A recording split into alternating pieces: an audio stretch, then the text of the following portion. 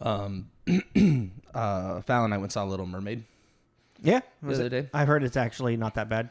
It's probably one of the better. Yeah, of the shot for shot remakes. It wasn't great. It's cute. It's not a shot for shot. Okay, whatever.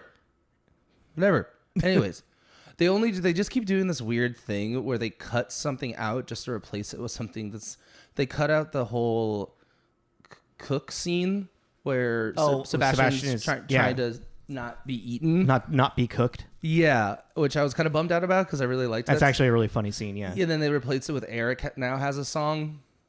Okay. And you're kind of like, okay. Because they've got to make it. So Eric was a box of a character in the original, so they have to make him more interesting. Yeah, as opposed to just a pretty face. He's like, who's just like, I like redhead girl that doesn't talk. She don't talk back. Me caveman. Bah. I'm on boat. Look at me. I'm not pirate. Javier Bardem is King Triton. Ocean Daddy was pretty great. Okay. Dude, he looks great. Like the hair and the beard and that voice. He was really good. And also, what's her name? Melissa McCarthy? Yeah, Melissa McCarthy as Ursula was really great. She had a really great timing, like comedic timing for that character. And her design was really cool. Cool, yeah. Yeah. And I always forget, like, Disney villains have some of the best songs. Yeah, dude. They're like Hers and Scars and Frollo. Take out the Nazi, the goose step. The goose step. The goose step. Yeah, take that out and it's real cool. Oh, this is kind of hitting it on the head right now. Real cool guy. But yeah, it was fun. I feel like they could have done a little bit more with the character design a little bit, but oh no, it was probably one of the better ones. Like, I don't know. Beauty and the Beast I didn't hate. But yeah, I actually never saw Beauty and the Beast. I didn't hate it. That one got a lot of shit. I didn't really hate that one. I didn't like Lion King. The Lion King was kind of womp womp. Aladdin wasn't that bad. It wasn't that good. Yeah. It was like, whatever. But yeah, go watch it. It's cute. It's worth it. Worth $20. Yeah, it was a fun date. $40. It was for two people. Yeah, it was nice though. I got myself Coors. She got some wine, a Coors Light. Oh yeah, I was like, you're saying Coors. Coors. All right, we can get into this. This is Tommy. This is Jacob. This is Tommy and Jacob's You will mixtape. not silence me.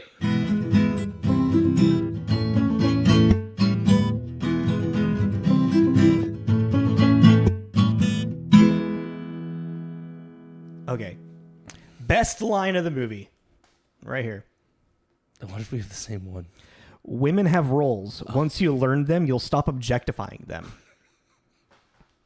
I died. That's not my favorite one. That's fine. I mean, there's a lot of gold ones, but that was one. It hit me so because it's so wrong, But like, it was just so funny. Can you think of yours off the top of your head? No, you're charming and you're sexy and you're. Excuse me. Oh yes. I don't need some fruit that just got that. What is it? I don't need. Who just passed gay? Oh yeah. Well, I don't need some fruit that just passed off as straight, telling me how sexy my ass is. Thank you very much. That one got me. That got me too. I forgot about that one. Yeah, got me really hard. Anyways, hey guys, everybody doing out there? Yabba dabba doo is where it seemed like my voice was going to say, and I'm just going to say it anyway. Now I'm just talking and rambling. We are reviewing, but I'm a cheerleader. Yes, it's hard for me to say, but I'm not a cheerleader, and I don't know why. That's the sequel. Sure. No, because she's still a cheerleader at the end of it because she does the cheer, and it's like the kind of full circle thing. But I'm a cheerleader. Which, continuing with our queer movies for Pride Month. Happy Pride again, yes. Mm-hmm. Now going on to the lesbian side of it instead of the gay man side of it. The gay drag queen side of it. This came out. I want you to give a synopsis really quick. But I'm a cheerleader. A young woman is sent to a pray away camp only to have a sexual awakening with another woman. Yeah. And that's why that's kind of the comedy of this movie is that she actually doesn't realize it. She doesn't realize she's gay, but everyone around her kind of gets to the feeling. And then they send her to a pray away only for her to realize, oh, wait, I am gay. And you're kind of like... So the is like you keep saying pray away. That's kind of like the side term. I can't think of the right term. It's technically called conversion therapy. Yes, conversion therapy. So to be very particular, like she's sent to a conversion therapy camp because also there's a lot of people that have gone to conversion therapy camps that are very traumatized by it. And I was watching this being like, this might not be great for someone that went through this entire... Or it could be kind of therapeutic as well, depending on the type of person they are. Yeah. But yeah, so and that is one thing I will quickly say just at the top of this, that because it was brought up in a review that I saw, how they felt like the idea of conversion therapy is not taken seriously enough in this and how traumatizing it can be for a person, because this is all straight 100% over the top satire. On top of that, with that, so this has a very interesting release schedule because it was premiered in Toronto International Film Festival September 12th of 1999. Went through a handful of gay, lesbian type of film festivals throughout and whatnot, and then Sundance, and then eventually had like a limited United States theatrical release July 7th of 2000. Which one did you count? I counted 499 because that's when it was officially. I counted both just to be safe. We had just done 2000. We'd just done 2000 like on Titan AE, so I didn't even worry about it. But what did you have for 99? 41. So again, like I had like between like 50 and 60. I'm just thinking, like, I know I've seen that, but I don't remember it. I think my official count was like 54. But yeah. Writer and director. I mean, do you have any other thoughts before we move into that? All right, cool. So yeah, I think we'll probably have like a little bit to talk about with it because the writer and director. Oh, actually, really quick before we get into that, like this. So this movie originally had an NC-17 rating. I kind of want to bring this up. Did you read about this? So, and Jamie Babbit, who is the director and kind of writer for this, and we'll kind of get into what she's done a little bit, what else she's done. So, because of just like over sexualized like lesbian acts, or like in this movie, like people like. Kind of like what that review with Birdcage is like, it's just showing like endearment between people, nothing like overly sexualized, in an actual like, I don't want to say pornographic, intimate way, in a very intimate way. Jamie Babbit talks about this in a documentary called This Film Is Not Yet Rated, which is about how the film industry does like the MPAA does their like ratings one. That's a very interesting documentary. I highly recommend a watch on that if you are a cinephile like Tommy and I. And Tommy, if you haven't, I highly recommend you watch it as well. I hate that word. Cinephile? Yeah, I know it sounds dirty, doesn't it? Yeah, it sounds like it sounds like I'm doing something bad with the movies. Yeah, no, it always. And whenever someone says it, like when I listen to a podcast or anything, I always have to do a double take. I'm like, what are you? Oh, right, that means you like movies. Yeah. Can't we just be like, I like movies? I like a movie. I like the movies. She talks about how like she literally had to just like edit out like almost like 30 seconds to 2 minutes of just like a camera panning while a character was masturbating, someone saying that she ate out another female character, and she brings up how it's like it really comes down to just comfortable female sexuality, especially in this time, was something that male producers and the male figures had a hard time accepting if they weren't in control of it. So when they see that, it makes them uncomfortable, and it's essentially it's misogyny, and it's sexism. And she was dealing with a lot of that and racism through this movie. Like she originally, like for like a lot of her original casting, which is why she like forced to make sure that there was Latino, Asian, just cut like people of color in the movie, because she's like there needs to it's not just a white world, Yeah. So I'm seeing what you're talking about right here. Yeah. So like there was just like a little bit of like backlash with that.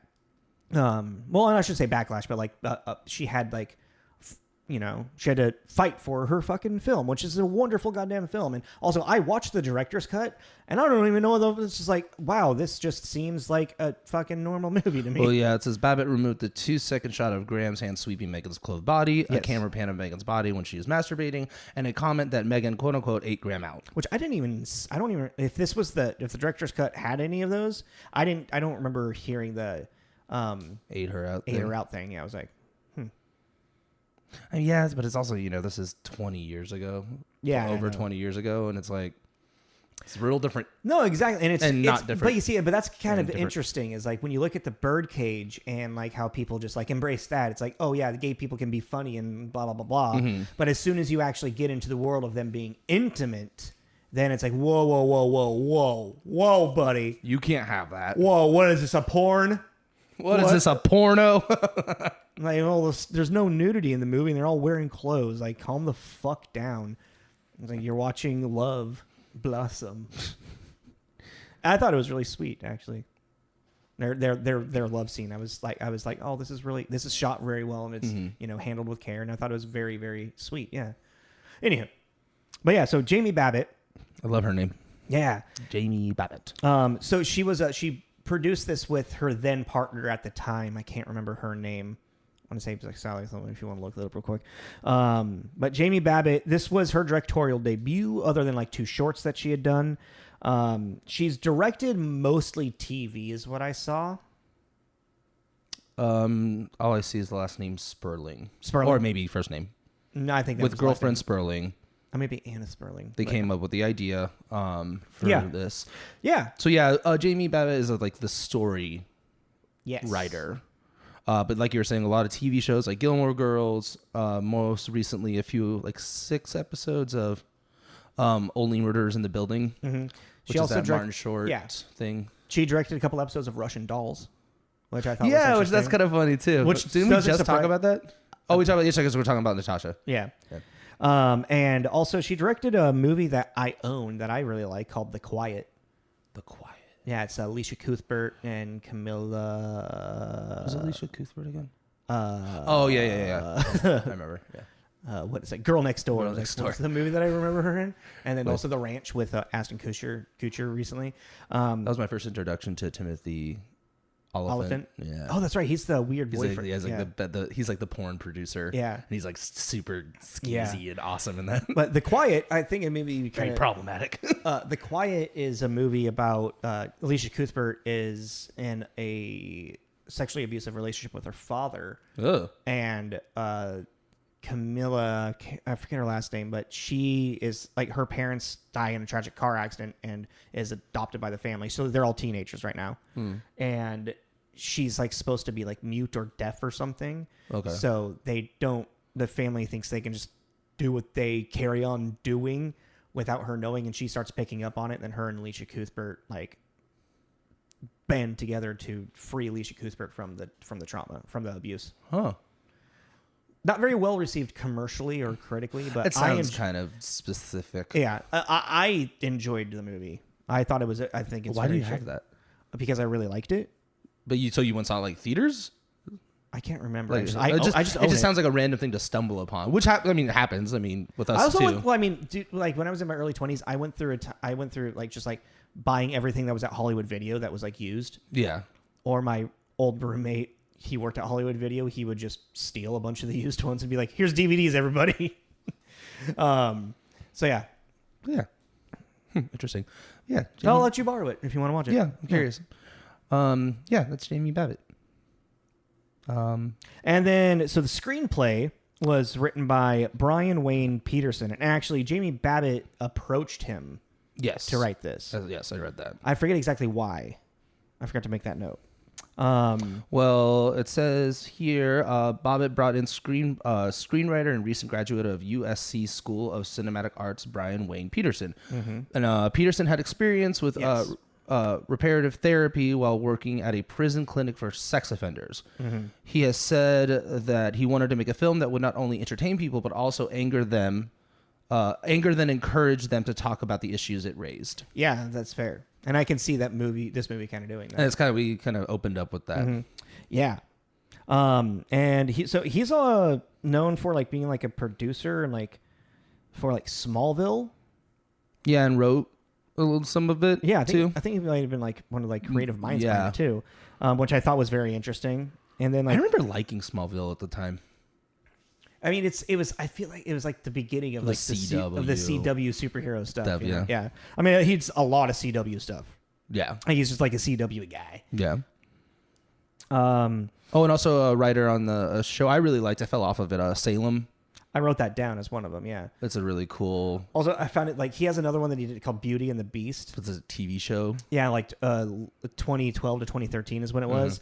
And I remember as I was trying to like find it through Wikipedia, every time I clicked on Beauty and the Beast, it would go to like Canadian CBS drama Beauty and the Beast. I was like, this is not what I'm looking for. But yeah, Salem is a show about like the old Salem witch trials. Salem witch trials. Yeah, but it really is like, you know, if I remember correctly, like the head witch is like the mayor's wife, and she's like doing spells and stuff to like influence the town and its growth and its trajectory. And it was really, I remember it being really cool. It was like really well shot. Hell yeah. Was that CW? I don't think so, because it was very sexual. I remember I was on a flight to like LA or something. When did it come out? I can't remember. It sounds like it could have been like a fucking Netflix thing. I don't know, but it's like I remember putting it like, oh, like free TV, you know, on the flight. And I was like, oh, I'll put this on. And then there's a seriously very sexual like spell scene. And I remember looking around and seeing a child and being like, turn it off. Turn it off. Like, I don't want to get in trouble. They put it on here. This is mine. This is theirs. They offered it.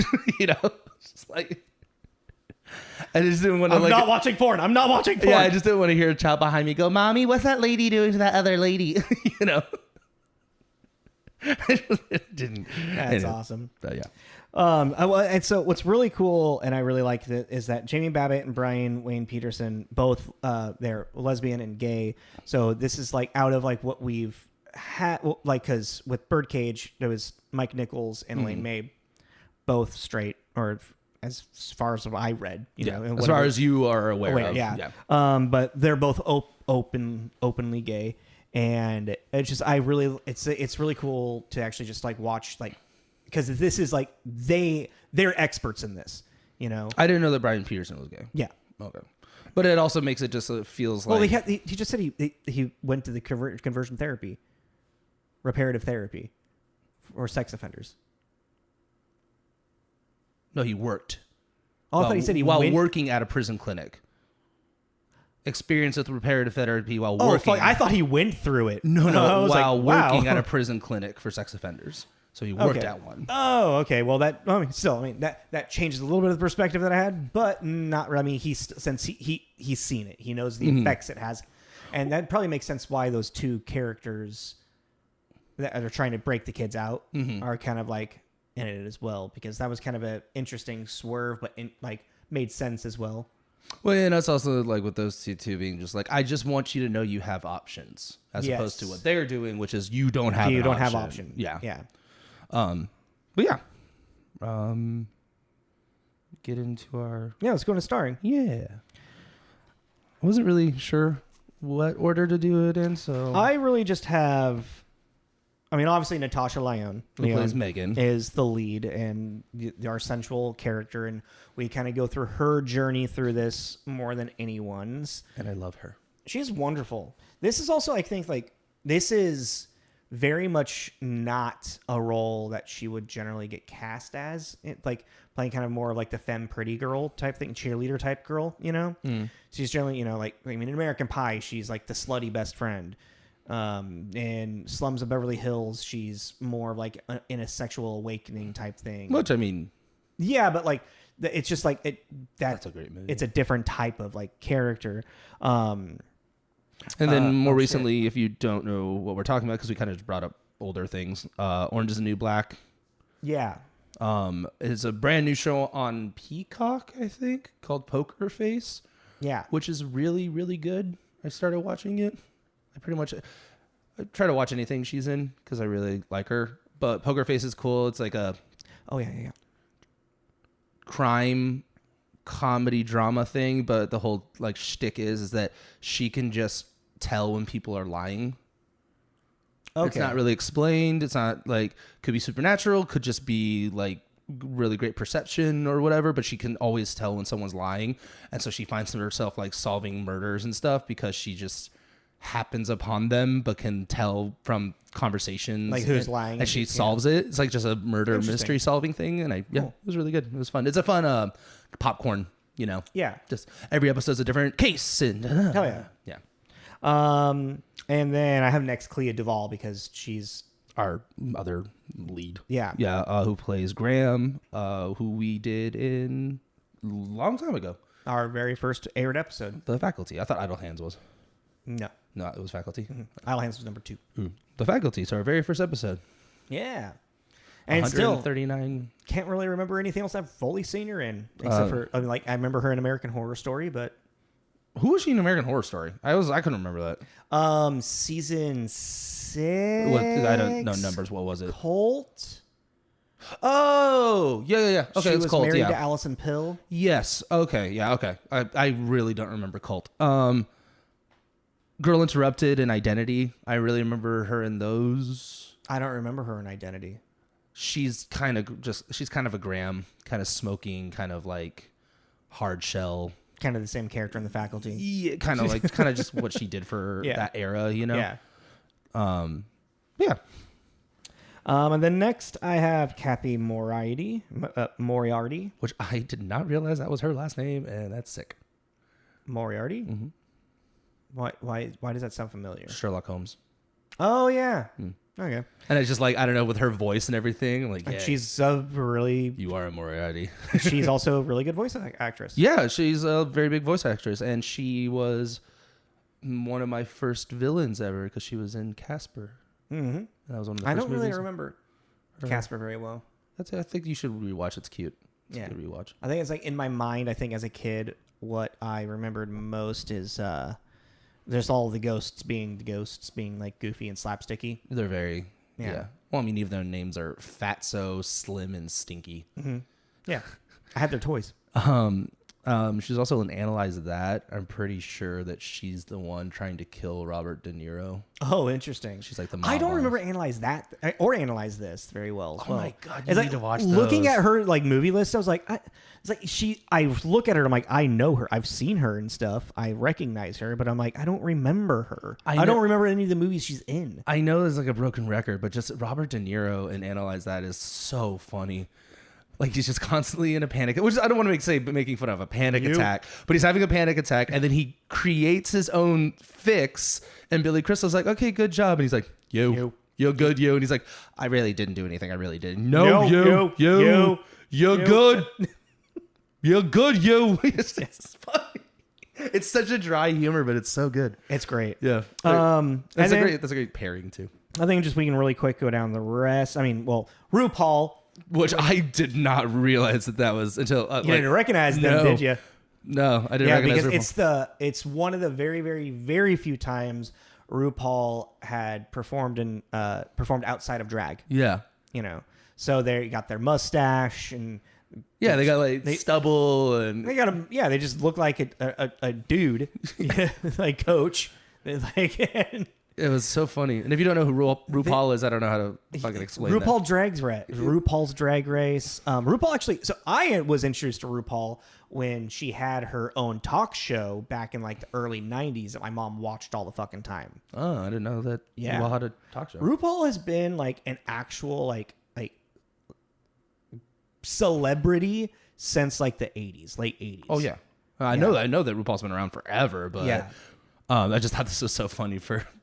just to pop up. Well, I was like, I forget who is that RuPaul? They originally wanted Arsenio Hall to play the role, but Arsenio Hall was like, I don't want to play a gay character and like have, get that stigma on my show. Yeah. 99, whatever. And then like, I think RuPaul is like is a great choice. Like, I don't know why RuPaul wasn't their number one choice, unless they didn't think RuPaul would like be interested and want to go out of drag, Yeah. Any other honorable mentions? Just really quick, Melanie Lynskie. Yes. Which was kind of so funny. I totally forgot that her New Zealand accent is... She New Zealand? Yeah. Okay. I couldn't remember if she was in... Yeah. But it was cool to see, like, I completely forgot that she had an accent. Yeah, same. But... So like it's rough in this because you can tell that she's trying not to do it a little bit sometimes here and there. I don't know. I don't know. I didn't really catch it, but also she really didn't have that much screen time dialogue. So, I mean, you went to school for that stuff, so maybe you have a better ear for it, but I can't really remember a moment. And then just really interesting is like at the very beginning, Michelle Williams plays her best friend. She's like second casted and she's in it for 30 seconds, if that. I think it's cast in order of appearance. Oh, yes, it is. You're right. That's why it shows up that way. Yeah. But even then, it's like so funny. I always forget what Michelle Williams like looks like until I actually see her in something. I don't know what it is about her, but I just never can retain. I feel like her and Carey Mulligan look almost identical. Yeah. Oh, and then what's his name is in this, which I thought was cool. I actually don't know what his name is. Oh, Dante Basco. What? Who is he? Who? Oh, the varsity wrestler. Who is he? Rufio. No, what's his name? Hook. Rufio. Right? That's Rufio? Yeah, it's Rufio. Holy shit. Yeah, it's Rufio. Whoa. Yeah. Wow. Okay. Yeah, I just was like, hey, it's Rufio. What's up, man? I did not put that because I also haven't seen Hook in fucking forever. Oh yeah, but that's also one of my top 10 movies. So I was like, hey, it's Rufio. That's cool. Wow. Okay, that's actually kind of cool. Yeah, just a little little random. Right. Yeah. I think we're probably ready to go into some reviews so we can actually start talking about this movie because I'm actually kind of excited to talk about this movie because I think it was unfairly reviewed. So on IMDb, it's got a 6.7 rating. And then on Rotten Tomatoes, it's got a 42 tomato meter rating and a 74% audience score. So something was going on with the critics when it came out and they didn't like it. And I think it's all misogynistic. So 6 positive, 10 mixed, and 14 negative. The very top one is a 75 out of 100 by Roger Ebert at Chicago Sun-Times. Not a great breakout comedy, but more the kind of movie that might eventually become a regular on the midnight cult circuit. I picked that one specifically because that's not the first time that he was 100% accurate about what became of this film. There's been multiple times where you're just like, was he like a time traveler or just fucking with us? Like, it's so funny to me. Ebert, tell me, does Skynet actually happen? Yeah, he's like an 8-ball, like, will this become a cult classic? Probably. It doesn't surprise me though, because he like just the amount of he there's a reason why he was like the top film critic. Yeah. Like another positive with another 75. Mick LaSalle at San Francisco Chronicle. This is one light comedy whose seriousness hours later lingers in the mind. Which is like, yeah, because we were talking, because it's like, yeah, there are these moments with it too where it's just really uncomfortable because you kind of go, ha ha ha, and you're like, this is actually, these are teenagers and you're doing some really messed up shit to them. Oh, there is very traumatizing things happening to these children. Yeah. Well, maybe I don't know if they're all teenagers. Well, yeah, but I'm just assuming because it's still traumatizing to do to a young adult. It's traumatizing to do to an adult, like yeah. So one of the mixed 50 out of 100 with Monica Ng at Chicago Tribune. Certainly no comedic masterpiece, but it does offer a few fine moments of biting satire. I wouldn't say more than a few, but sure. That's their opinion, I thought this was kind of interesting, only because I was going to bring this up when we actually talk about it. 50 out of 100 with Frank Lovis, the TV Guide magazine. Most of the film's imagination and energy seem to have gone into the clever casting and flamboyant costume and set design. I mean, he's not 100% wrong with that, but I feel like that's just like kind of like not really... The story just may have not grabbed him, but like the over stylized like set and costuming and whatnot is 100% on purpose. Well, yeah, but I only brought that up because it really reminded me of like Edward Scissorhands. That's on purpose. Yeah, like it had this old 90s Tim Burton kind of vibe to it, and not to like take away from the set design and Jamie and all that, but it just had that. On Wikipedia, Jamie flat out says that she was inspired by Edward Scissorhands. Oh, is that really on there? Yeah. Oh, okay. Yeah. Cool. All right, then I'm not crazy. And it's like no, it was Because that, especially in Edward Scissorhands, that's what Tim Burton is also trying to do, is create this like monotony, this over stylized idea of what the perfect, American dream. Yes. Yeah. American stylized family is. Yeah. Which is very much a theme in this movie. Do you have any other ones? I have 2 negative. 2? You want to read 2 more? Yeah. Okay. 38 out of 100, Lawrence Topman, The Charlotte Observer. A fairy tale full of fascist, Bible-thumping straights, self-deluded and pathetic gay people who deny their impulses, and 2 honest lesbians who triumph. I was like, damn. And then how can somebody so negative be so right? Yeah, and then just the 0 out of 100, Owen Gleiberman at Entertainment. Poisonously smug, one-joke indie comedy. Okay. I just can give him perspective. I mean, it's fair because, it's just like it wasn't a superly well. I mean, it was received better in the indie circuit, obviously, and in film festivals, but commercially, it was just kind of like people like. Bleh. Well, but even then, it's like you said, what, 70% on the audience score? Yep. Yeah, it's queer people. Mm-hmm. People that like experienced this and were like liking that it was being talked about. No, exactly. Well, and especially so, and one thing that I really like, and Jamie Babbit, I was reading about this. She specifically wanted to write a story in more of a lesbian coming or a lesbian discovery through a femme woman as opposed to a more like butcher kind of woman. Mm-hmm. Because especially in the late 90s, when you bring up a lesbian during that time, you just think of someone who's got the short hair and wears a leather jacket or whatever, a denim jacket, a very, very, very troped idea of what a lesbian would be. And she wanted to be there's more than just that type of lesbian, Oh yeah, even someone on the cast list is casted as lipstick lesbian, which is a term. Yeah, which I just saw. That's what. Okay, yeah. She was cast as lipstick lesbian, so and so. Yeah, she's the one that wants to dance with. Yeah, at the bar. With yeah, Megan at the bar. Yeah. And so it was just I kind of actually appreciate that there's kind of a spectrum of lesbian and gay shown in this movie as well, and that's very much I think clearly on purpose and well thought out between Jamie Babbit and Brian Peterson, because even all the boys that are in the conversion therapy, you have the clear over the top twink, the Jewish kid who's just ashamed of himself. I forget what the other one was. I think he was just but then there's Rufio, who is wrestler, he's bro, yeah, varsity wrestler. Varsity nice wrestler, gay. Yeah. And I'm a homosexual. I'm a homosexual.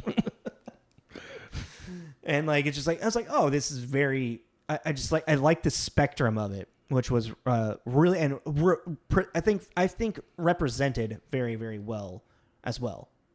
Yeah, because then on the lesbian side, you have the cheerleader, mm-hmm. you have the emo goth chick, yeah. You got the bookworm. That's kind of what the glasses. What's her name? The New Zealand. Oh, Melanie. Yeah, Melanie. That's what Melanie. It's kind of, she was the Catholic all school girl. Yeah, she was the all girl school. The teacher's pet, kind of I got all the gold stars. Mm-hmm. Gold stars. That was totally by accident. I don't know if everyone's gonna pick up on that. Then, what a gold star is. Yeah, well then ask your gay friends. Yeah.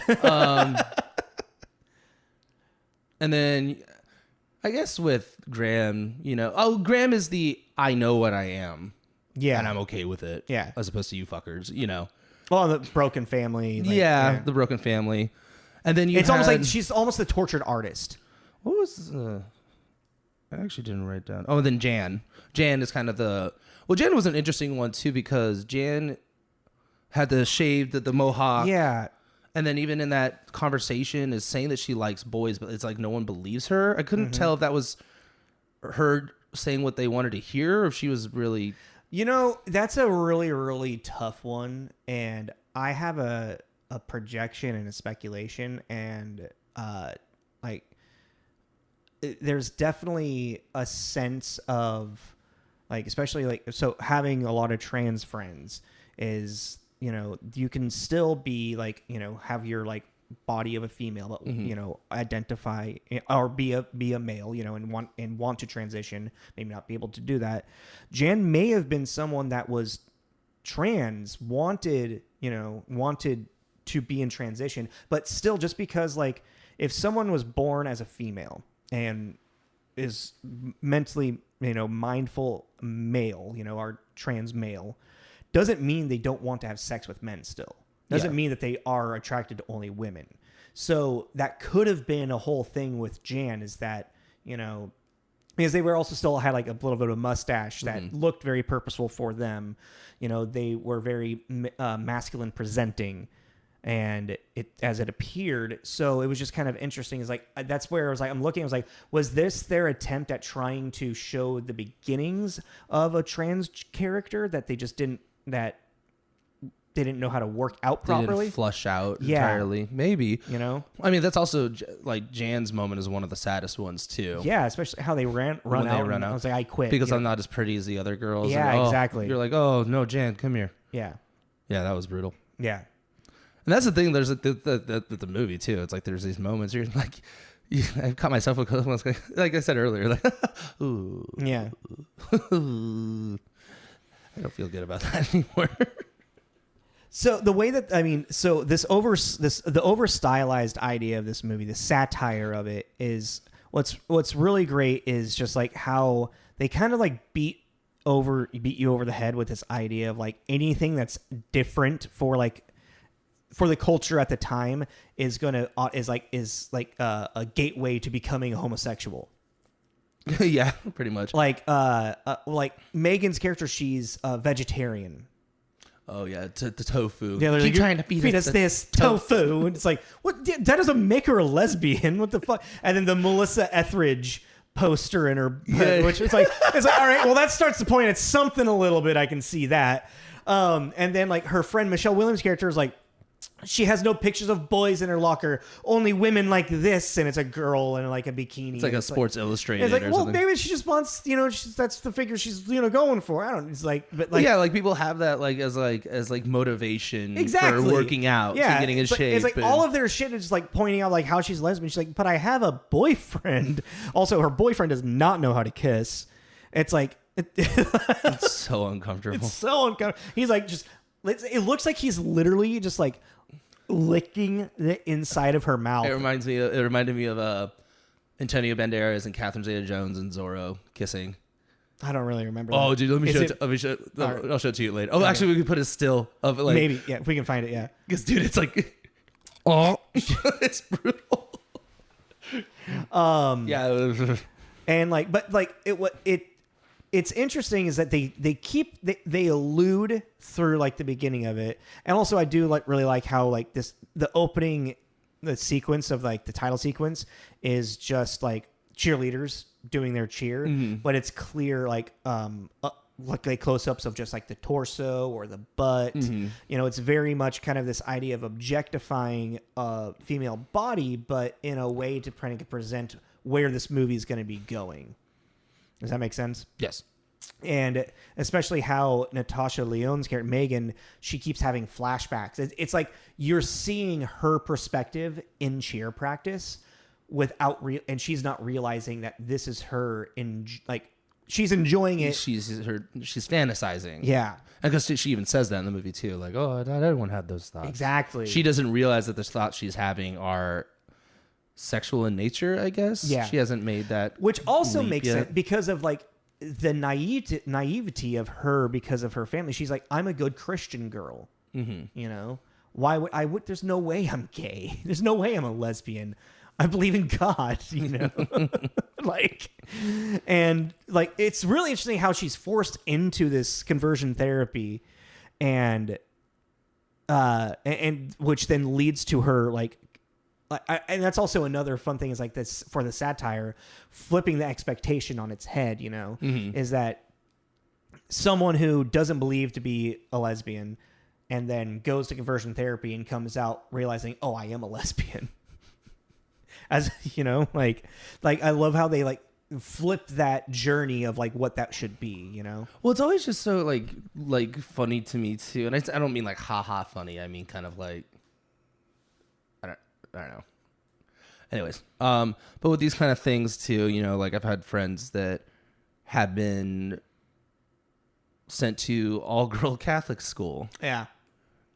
Because their parents thought that good dose of God would put them on the right path. But it's like, you're sending them to an all-girl Catholic school. And guess what?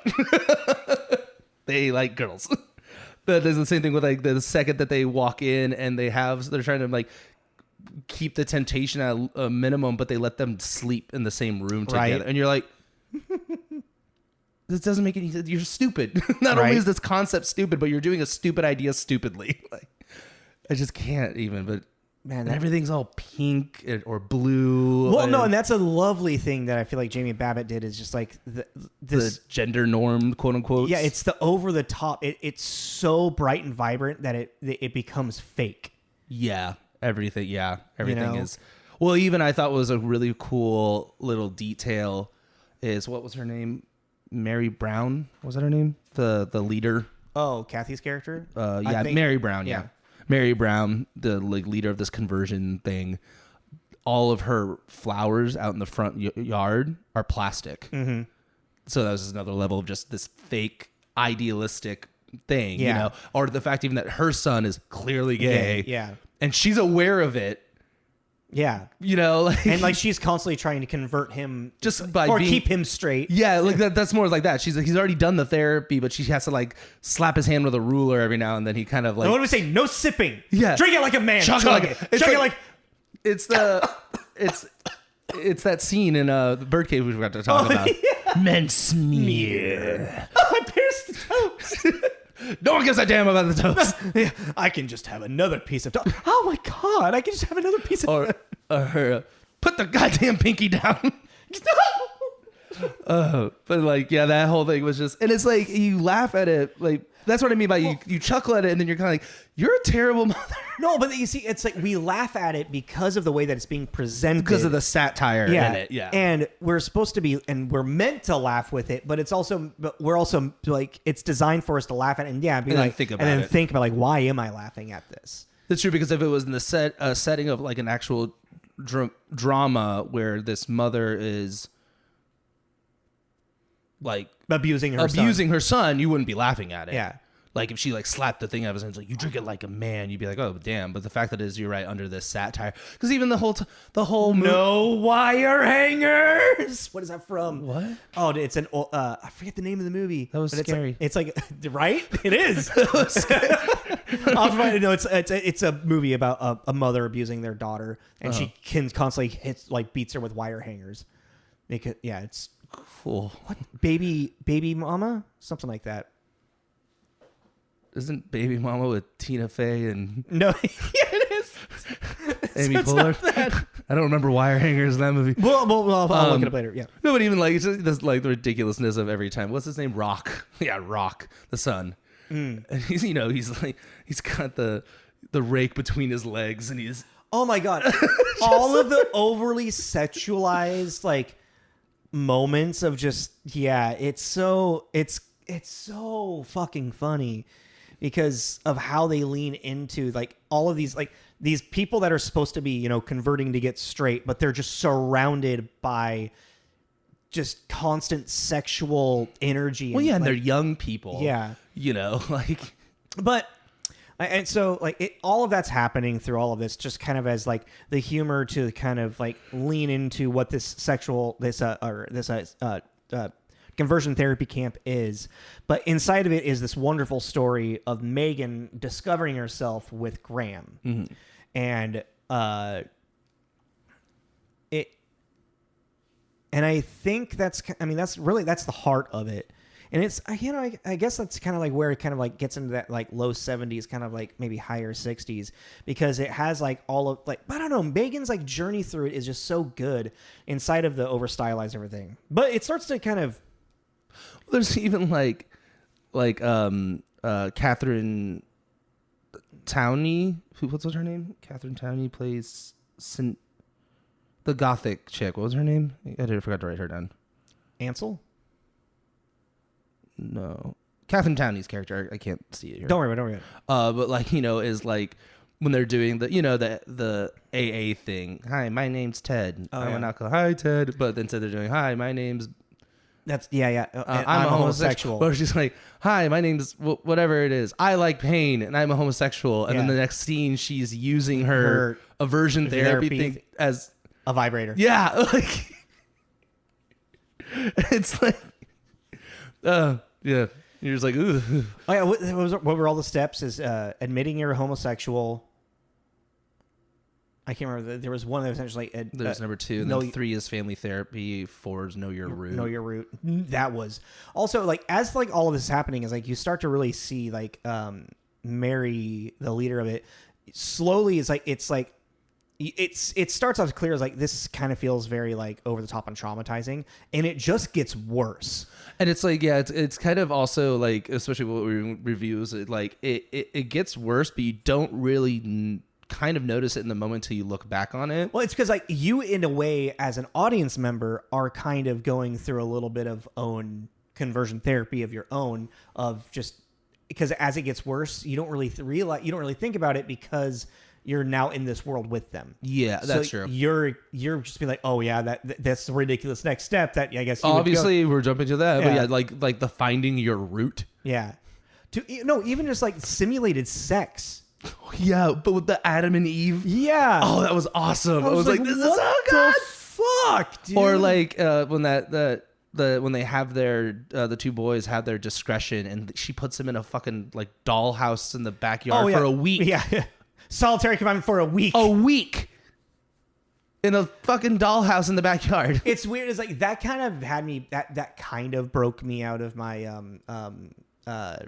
suspension of disbelief, because I was like, I don't know. I feel like we don't live in. This isn't really a world where a human could just exist for a week in a dollhouse like that. And it's not Edward Scissorhands enough. Where there's like even Edward Scissorhands, I don't think that is like a more of a fantasy. There's enough of a groundedness in this movie where that felt a little ridiculous. Like, how is he gonna just for a week? Like, if it was like, well, I'm assuming they're feeding him and giving him water. It didn't really look like it. They never show it, but I'm like, yeah, I know, but like even still, like I mean, you can live for. I don't know. Just like I didn't see it. You'd come out pretty fucked up though. Yeah, like you probably need a hospital. What was I gonna say after that? Well, I guess also kind of like a funny thing too with like, if you want to talk more about the design, the big juxtaposition of the conversion camp and then the acceptance camp, I guess. Where like everything in that house had a rainbow on it or was made of a rainbow cloth, or like like even like in the background, the lampshades, the napkins, everything was a fucking rainbow pride flag. It's like, we get it. They're proud of themselves. They're proud. We get it. They're the gay ones. We got it. They're proud. We're very I love aware. their little argument that they had. Larry Berry. Yeah. Larry Bear. He looked really familiar. I forgot to look him up, actually. Both of them are, they're both kind of very recognizable people that are just like, they're like supporting minor roles in a lot of stuff. Wesley Mann. Was he the tall one? The short one. Okay. And then Richard Mole. Wesley Mann. Why does that name sound so familiar? I don't know, but we're running short on time. Oh, okay. Well, I mean, because I like the biggest, like, leading up to everything is like Megan's journey. How at the very beginning of this movie, she feels like she's like, but I'm a cheerleader, I'm normal. Mm-hmm. I never really thought that any of these thoughts that I had were any different than everyone else's. Then to be forced into realization, oh, I'm a lesbian. And even like her like realizing that, she's like drooling, crying, I'm homosexual. It's just like, because it's traumatizing for her. Well, because that's the thing too. Like you said, forced. It's like it's very possible that just naturally she would have come to, maybe not, but would have if she were to have come to it, it would have been a more natural progression thing. She would have been a little bit older, maybe in college. met someone and then was like, oh, like I'm now realizing. And then probably would have been like, scared in the closet for a little bit. Yeah, or maybe not. Maybe not. You know, just kind of depends. But like, this is a very much like shotgun sexual awakening, and that would be very traumatizing. Yes. But what's really nice with her whole journey is that even though that she has that forced onto her, she's still kind of like by the end of it, like as her for like her hero's journey for this movie, she comes out still the same person that she was at the beginning, because she does her cheer for Graham, and she's like, I still love being a cheerleader. So in a sense, she's still the cheerleader. But the only thing is just like just with the knowledge that I am a lesbian now. Yeah. So like she goes through this whole like journey of, and even it's like, she's like, she first like turns in the two kids that she catches, about to have sex in the room and whatnot. And then, but then later on, she actually sneaks out to go to, what was the cocksuckers? Was that the name? Something like that. The name of the gay bar. Like she actually sneaks out and she actually has her first kiss with Graham there. And you start to like, you see her changing and breaking out of her shell, and even like running back to get Graham. That's kind of like her heroic moment, her last stand, the romantic monologue at the end of the romantic comedy, But then they run off together, and it's proverbial like sunset, Yeah. driving off into the sunset, and she's like, but she's still Megan, just with now love and the knowledge of who she is more. The ending does feel very abrupt to me. It is a little abrupt. It's like, it comes to a screeching halt. But that's what a lot of like driving off to the sunset endings are, Like it's very much like, and I have my love, and we are done. We're away from the problem, and now we drive off to the sunset. I think it was just extra, like as they just did like the cast, like. I don't remember. Anyways, I think it was just like, yeah. It's actually drive off to the sunset, happily ever after. Which for a satire makes sense, because what else is there to say? Well, it's just like the whole, like the kids feeling they basically, if they don't do this, they'll all be disowned. I mean, it's really talked about with Graham. It's really talked about with Megan. Oh, that's right. No, there's the father who's like at the support group of, I am a father with a lesbian daughter. Oh, that's what it is. Yeah. So family and friends of gay, lesbian and gay children, or something like that. So you actually do get like because Grant. Because Megan was threatened. Megan's parents say that if she doesn't come out cured, that they will disown her, and you actually see that the parents actually, well, the father they're working towards accepting their daughter. Yeah, the father's out there talking, and the mother looks a little embarrassed. But yeah, then Graham's dad is a real cool guy. Yeah, he's real cool. I'm paying for this gay shit. But it's like, I don't know. But I mean, it's also like it's interesting to see like where that like even as like parental trauma, can like, and how even like in conversion therapy, how it's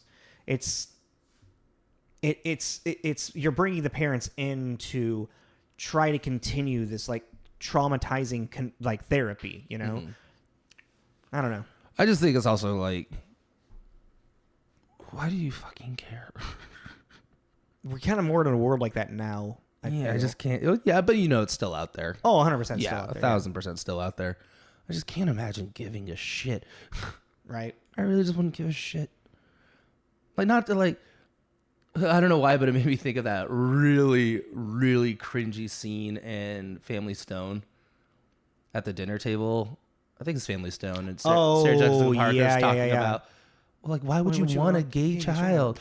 And like forks just drop. Like, that's what it made me think of. It's like, no, because like, what she's trying to say something, just everything in the wrong she's way. Trying to say something, and it's, but just like, even the very beginning when it does, like, I hope we're doing the right thing. It's like, I feel like if you're thinking that, then you're not. You know what I mean? I fucking love I don't want to be racist, but, right. Like, it's kind of that kind of vibe. The dinner table at the very beginning where, like, they're setting, like, it's a steak, and, like, you hear the dad going, oh, that's a big piece of beef right there. Oh, I really like that.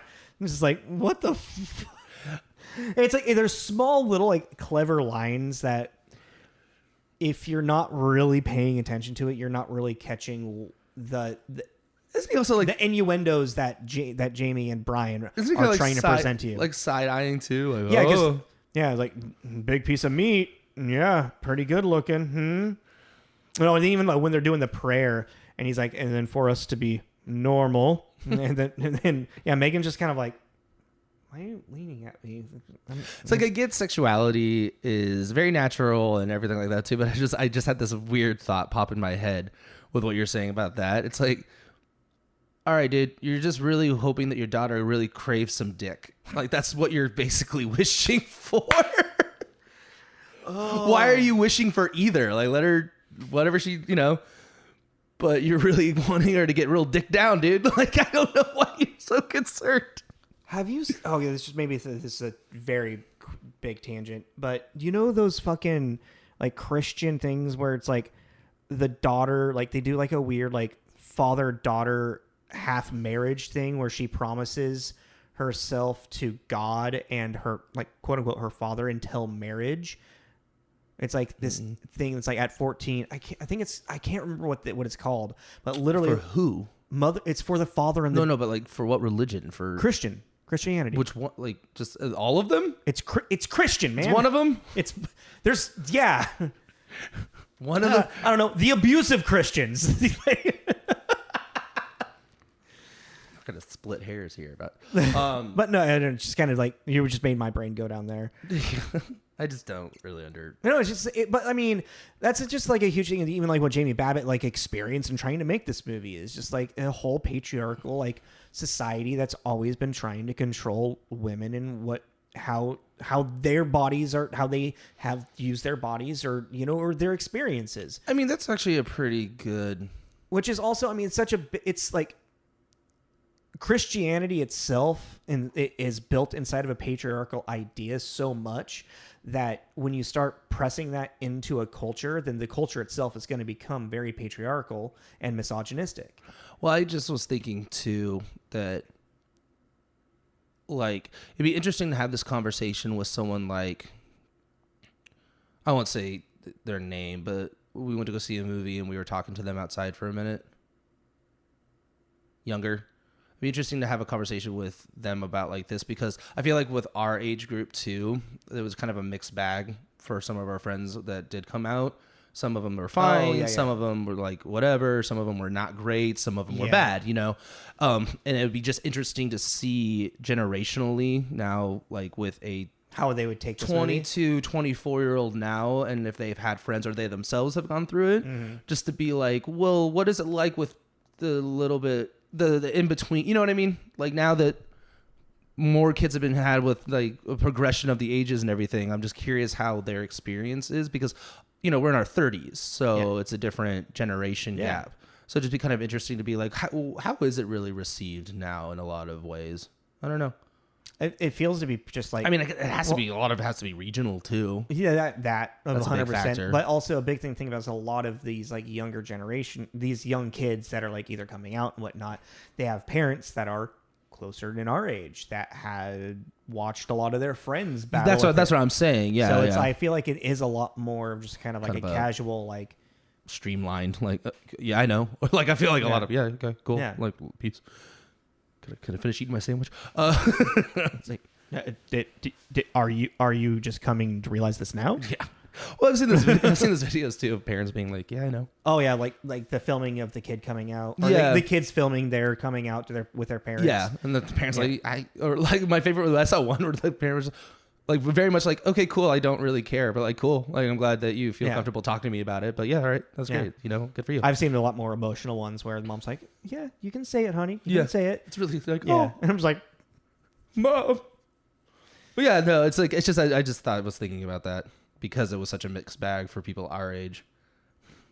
I mean, could you even imagine what it was like for people in the mid 90s to the 80s? Yeah, you just stayed closeted. You just didn't talk about it ever.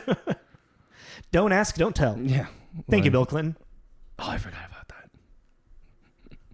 that. It's such a like such a slap in the face like of a phrase too. Don't ask, don't tell. It's just like No, and that had a huge influence across America about like how to handle like people that were gay and whatnot. Mm-hmm. That's what I was talking about. Is like sometimes I feel like in Spokane it's kind of like, oh yeah, it's like in the birdcage. Yeah, we can see the gays, but don't invite them to the table. Yeah, that kind of vibe. Yeah. Yeah, that's all I got to say about it. I mean, I really liked it visually. I like it again. That review said I liked the casting. It's great casting. Yeah, I thought the casting was great. Like even great set direct. Cathy as the villain was awesome, and with the hot pink suit and like aesthetically, the movie is very well thought out. I feel. The ending is a little rushed, but I think it's like meant it works for me. I have no idea what I want to rate this. I didn't really think about it at all today. I personally say a 4 out of 5. Really? I really liked it because of the topic it's talking about. Yeah, I think it's a very well crafted and presented discussion on of one, conversion therapy, and 2, discovering one's sexuality, and I think it's like it's aged like wine, Oh, no, I forgot. DuVall's actually gay too. She came out at like 16 or something. She came out really early. Not what I read. She came out. In oh no, she knew she was gay. Yes, she was very closeted until 2016 or 2014 when she came out. Yeah, she knew she was gay by the age of 16. She just didn't come out. I was just reading about that. Yeah, I forgot that she was gay. Mm-hmm. Yeah.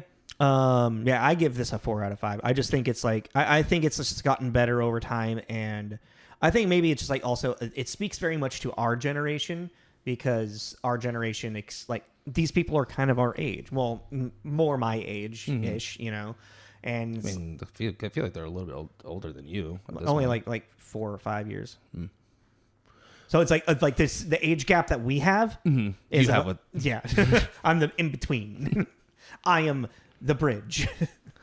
All right, we'll give it a 4 out of 5. I really don't know, because I don't feel like it aged great. There was something that I kind of didn't age great. Just the look of it, like it just feels old. It feels like a very specific. What's interesting is that like even though it has like very specific things like Melissa Etheridge and like very like time poignant like appointed to a specific time period, it feels almost like out of time. That's what I was gonna get to, though. I was gonna say what they really should have done is leaned into that whole aesthetic more and try not to show cars, because the cars definitely give it a timestamp. It would have been kind of cool if you couldn't really pinpoint at any time where this kind of like what Edward Scissorhands kind of that, where it's kind of like almost like a pocket that popped out of the linear timeline, and it's just its own little thing. The Twilight Zone. Yeah, like I just think that would have really helped, because it's like with the costumes and everything, there's like these moments, and even with the training of the kids, like the housewife training is really like 50s feel. Yeah. And then you have very 50s feel. You have the men out there playing soldiers. Yeah. With their little guns, and they're running around and die. Oh my God. Just all of this. There is so much sexual imagery. Like, oh yeah. Like the cutout. But the soldier, yeah. It's like the oblivion, which also that really quick, that kind of, one of the things they're making fun of is like the obliviousness that conversion therapy places have on what they are actually presenting with these people. Mm-hmm. It's like, well, because this constant imagery of phallic or, vaginal or just like sexual things that is going to, evoke a feeling inside of somebody. What was that Kevin Bacon one that came out like? Oh, I haven't watched that yet. They, them. Yeah, that was cool. I remember. I still need to watch that. It's a movie, isn't it? Yeah, it's like a slasher. It's like a slasher. Yeah, it takes place at a camp like this. Yeah, conversion therapy camp. Yeah, but it's a slasher. I don't remember how it ends, but I remember really liking it, so I'm gonna watch that again now. I remember getting panned. Yeah, I did, but it's campy. Like, yeah. Okay. All right, we should be wrapping up. But just to finish up my thought, because we kind of went on a tangent. But you get what I'm saying about the car thing, like if they would have leaned more into it being like an out of time pocket. Yeah, I just think I would have that would have helped with the aesthetic more. But other than that, sure, 4 out of 5. I mean, I enjoyed it. I watched it twice. Fair, yeah. Because what you suggested, well, like, not to me, but you suggested, like, if you're not really paying attention, then you'll miss little nuances or line delivery that you're like, oh, okay, that's what they're getting at. Yeah. So, yeah, the writing is really good. But, okay, so 4 out of 5. I don't remember what we're doing next week. I think it's I Love You, Philip Morris. Oh, cool. That's an interest. It's based on a real story. That's what I'm saying. That's going to be interesting because it's based off a true story. Yeah. Yeah, I Love You, Philip Morris, starring Jim Carrey and Ewan McGregor. Yeah. So that'll be fun. I really liked that movie. That was one of those I just stumbled upon on like Netflix or something. I was like, oh sure, Jim Carrey and Ewan McGregor. I purposely rented this through when Netflix did their DVDs still and only DVDs because I was like, is it that old? Yeah. Really? What year? Early 2000s. No way. Mid 2000s or something. All right, whatever. We'll find out. Yeah. Because I was like, oh, I want to watch another Jim Carrey movie. Yeah. That's when I was trying to watch every single Jim Carrey movie that's ever existed. I almost have. What is he in? The hundreds or like? It doesn't matter. We gotta go. We gotta go. Yeah. We got stuff to do. All right, guys. Thanks for listening and like, maybe watching. Comment. Like, subscribe, comment, review. Happy Pride. Yeah. It's fun too because we haven't really done a whole bunch of like queer. No. Stuff. So it's actually kind of It's nice to get out of our usual fantasy sci-fi shit. Yeah, something a little more rounded. But yeah, so like, subscribe, comment, all that fun stuff. Tell your friends. Happy Pride, and we will see you next week. Talk to you next week. This is Tommy. This is Jacob. This is Tommy and Jacob's Mixtape. Bye bye.